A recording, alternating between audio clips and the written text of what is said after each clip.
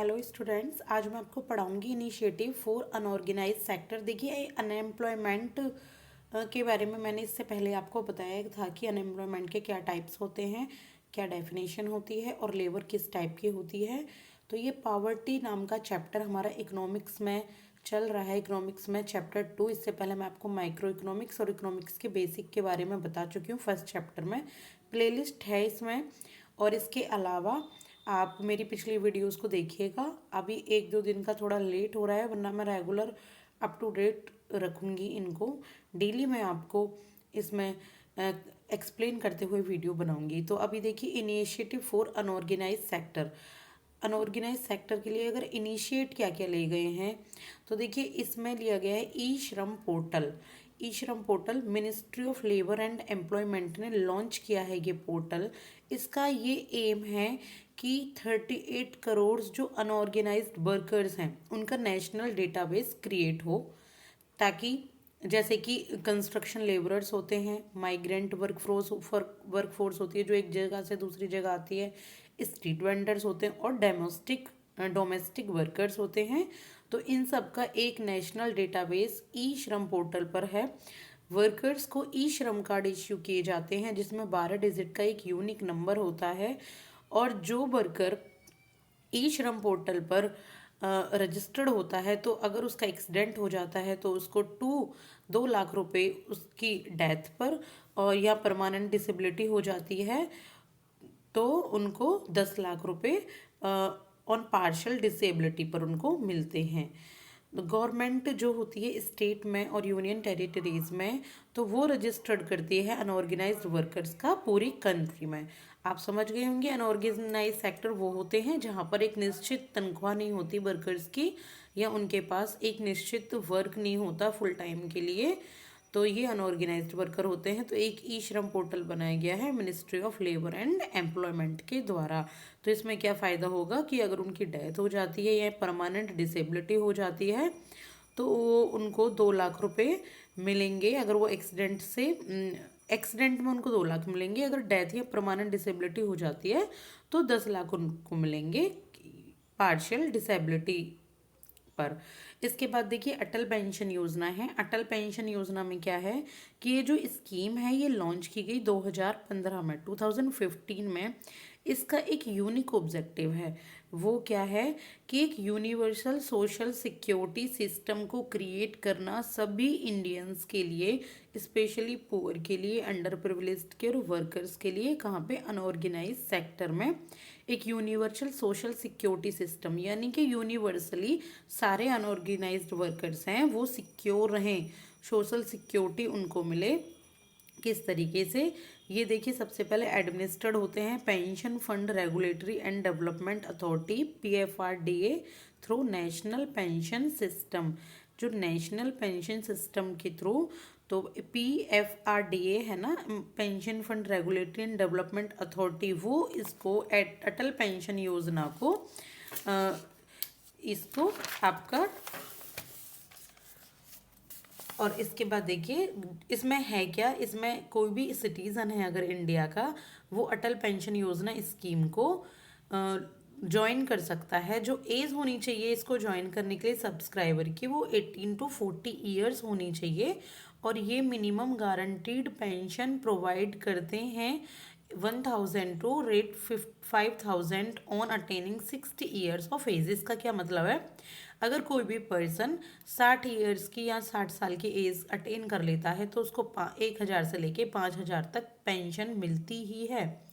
जो पेंशन का अमाउंट है वो लाइफ टाइम, अगर डेथ हो जाती है सब्सक्राइबर की तो उसके स्पाउस, पति या पत्नी को मिलता है। जो कंट्रीब्यूशंस होता है अटल पेंशन योजना का, are eligible for tax benefit similar to the national pension scheme। Atal pension योजना का जो कंट्रीब्यूशन है वो इसी तरीके से एलिजिबल है जैसे नेशनल पेंशन सिस्टम है ना, उसके अंतर्गत जो बेनिफिट मिलते हैं। जैसे जो लोग गवर्नमेंट जॉब करते हैं तो एक पेंशन मिलती है ना उनको, तो इसी तरीके से अटल पेंशन योजना में भी पेंशन ये रिसीव होती है सब्सक्राइबर को क्या करना होता है, इसमें जो भी वो कमाते हैं तो इसमें थोड़ा सा कंट्रीब्यूशन अपनी तरफ से करना होता है। और बाकी कंट्रीब्यूशन गवर्नमेंट करती है। तो फिर वो पेंशन के थ्रू जब वो रिटायर हो जाते हैं या वो काम नहीं कर पाते तो इसमें फिर उनको ये पैसे मिलने लगते हैं। 18 से 40 साल तक के अगर आप हो तो आप इसको सब्सक्राइब कर सकते हो और इसमें अमाउंट कुछ अपना कंट्रीब्यूट कर सकते हो। इसके बाद है प्रधानमंत्री श्रम योगी मानधन, PMSYM। देखिए जो ये स्कीम है ये एक सेंट्रल सेक्टर स्कीम है, इसको पूरा सेंटर ही इसके खर्च को वहन करती है और ये एडमिनिस्ट्रेड होती है ministry of labour and employment के द्वारा और इम्प्लीमेंट होती है life insurance corporation of India यानी कि LIC के द्वारा एंड कम्युनिटी सर्विस सेंटर्स के द्वारा। जो LIC है ये एक फंड पेंशन फंड मैनेजर है और ये पेंशन पे आउट के लिए रिस्पॉन्सिबल है, यानी कि यही पेंशन प्रोवाइड करेगा, यही पेंशन को मैनेज करेगा। जो पेंशन का फंड है, जो अनऑर्गेनाइज्ड वर्कर हैं जिनकी जो इनकम है वो 15,000 या इससे कम है वो इसके लिए एलिजिबल हैं। जो इसकी एंट्री एज ग्रुप है ये भी 18 to 40 ईयर्स है अटल पेंशन योजना की तरह। और PMSYM जो फंक्शन है वो 50-50 बेसिस पर है, जहाँ पर क्या होता है where prescribed age specific contribution shall be made by the beneficiary and the matching contribution by the central government. Same वही कि 50% आपको खुद, अगर आप 1,000 रुपीज़ इसमें सेव कर रहे हैं तो 1,000 रुपीज़ गवर्नमेंट की तरफ से आपके लिए कंट्रीब्यूट किए जाएंगे, जिसका आपको बेनिफिट मिलेगा बाद में जब आपको ये मानधन मिलेगा 18 to 40 ईयर्स के बाद। इसके बाद देखिए अब हम पढ़ेंगे गिग वर्कर के बारे में। अब तक हमने ना अनऑर्गेनाइज्ड वर्कर के बारे में पढ़ा था, तो मैं आपको बता देती हूँ ताकि आपको कन्फ्यूज़न ना हो। तो ये देखिए ऑर्गेनाइज्ड वर्सेस अनऑर्गेनाइज्ड सेक्टर के बारे में हमने पढ़ा था। उससे पहले हमने एम्प्लॉयमेंट स्टेटस के बारे में पढ़ाई की थी। किसके लिए? ये था हमारा कैटेगराइजेशन ऑफ वर्कफोर्स। तो वर्कफोर्स में हम ये एम्प्लॉयमेंट स्टेटस पढ़ चुके हैं, जिसमें हम ये 3 हमने पढ़ा था, self employed, casual labour, regular veg.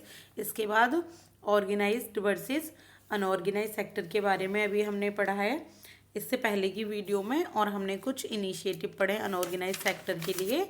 अब हम पढ़ेंगे गिग वर्कर्स के बारे में नंबर 3 पर। तो ये जो गिग वर्कर्स हैं ये डिफाइन किस में किए गए हैं? फर्स्ट टाइम गिग वर्कर्स, देखिए हम लोग पहले नहीं जानते थे कि गिग वर्कर्स क्या होते हैं, लेकिन फर्स्ट टाइम इनको डिफाइन किया गया कोड ऑन सोशल सिक्योरिटी 2020 के अंतर्गत। ये जो डिफाइन, इसका मतलब क्या है? It is defined as a person who perform work और पार्टिसिपेट्स इन वर्क अरेंजमेंट्स, जो ऐसे वर्क अरेंजमेंट्स में पार्टिसिपेट करता है या ऐसी एक्टिविटीज़ से अर्न करता है जो ट्रेडिशनल एम्प्लॉय और एम्प्लॉयज़ की रिलेशनशिप से अलग होती हैं। जैसे इसमें ये नहीं है कि आप 1 मंथ 1 वीक आप किसी के अंतर्गत काम कर रहे हो, किसी एम्प्लॉयर के अंदर, या आपने कहीं जॉब ले रखी है, ऐसा नहीं होता। ये गिग वर्कर्स प्लेटफॉर्म और नॉन प्लेटफॉर्म बेस्ड होते हैं। इसमें थोड़ी फ्री आपके मूविंग होती है। जैसे आप मंगाते होंगे ना, जोमेटो से खाना मंगाया आपने, ओला राइड की, तो ये देखिए कोई नियमित रूप से नहीं जुड़े होते रेगुलर बेस्ड पर। तो ये प्लेटफॉर्म वर्कर होते हैं। जो ओला जोमेटो आप डिजिटल प्लेटफॉर्म या सॉफ्टवेयर एप्स होते हैं, यहाँ से आप इनकी सर्विस लेते हो। और एक नॉन प्लेटफॉर्म वर्कर होते हैं, ये कैजुअल वर्कर होते हैं जो अपने ही बेस पर एक अपना वर्क करते हैं पार्ट टाइम या फुल टाइम। जैसे आप देखते हो ना लेबर चौक, वहाँ पर कुछ लेबर है तो आप इन्हें थोड़ी देर के लिए अपने साथ लेके जा सकते हैं और फिर ये वर्क करते हैं। तो इस टाइप के लोग गिग वर्कर होते हैं। तो आप कुछ टाइम के लिए इनको फुल टाइम या पार्ट टाइम वर्क देते हैं। इसके बाद देखिए लेबर कोड प्रोविजंस कुछ हैं, बहुत इम्पोर्टेंट है ये लेबर कोड प्रोविजंस। तो कोड ऑन वेजेस है 2009, ये क्या प्रोवाइड करती है कि यूनिवर्सल मिनिमम वेज और फ्लोर वेज जो होती है ऑर्गेनाइज्ड एंड ऑर्गेनाइज सेक्टर्स की और गिग वर्कर्स की, तो इनको यूनिवर्सल एक मिनिमम वेज प्रोवाइड की जानी चाहिए। ये नहीं है कि आप अपने ही तरीके से कम जितने इनकी इनकम होनी चाहिए दिन की वीक की या मंथ की, वो ज़रूर इनको प्रोवाइड की जानी चाहिए। ये कोड ऑन वेजेस 2009 इनको ये सुविधा प्रोवाइड कराता है। सोशल सिक्योरिटी कोड 2020, ये कंपलसरी एक रजिस्ट्रेशन होना चाहिए गिग वर्कर और प्लेटफॉर्म वर्कर का और किसी भी एक ऑनलाइन पोर्टल पर, ताकि इनको सारे बेनिफिट मिल सके जो ऊपर कोड ऑन बेसिस 2009 प्रोवाइड करता है और जो सेंट्रल गवर्नमेंट के द्वारा प्रोवाइड की जाती हैं। तो सोशल सिक्योरिटी को 2020 ये इनको मैंडेट करता है। अब हम पढ़ेंगे नेक्स्ट प्रोविज़न के बारे में। और इस कोड के अंतर्गत जो सेंट्रल गवर्नमेंट है उसको पावर है कि वेलफेयर स्कीम्स वर्कर्स के लिए, जो अनऑर्गेनाइज सेक्टर के वर्कर के लिए वेलफेयर स्कीम को फ्रेम कर सके, जैसे कि accidental insurance, old age protection, क्रैच, life and disability cover, health and maternity benefit और कोई भी अदर बेनिफिट जो सेंट्रल गवर्नमेंट डिसाइड कर सकती है। तो ये है आपका वर्कर्स के बारे में हमने इनकी कैटेगराइजेशन पढ़ा। अब हम कुछ टाइप्स ऑफ अनएम्प्लॉयमेंट के बारे में पढ़ेंगे।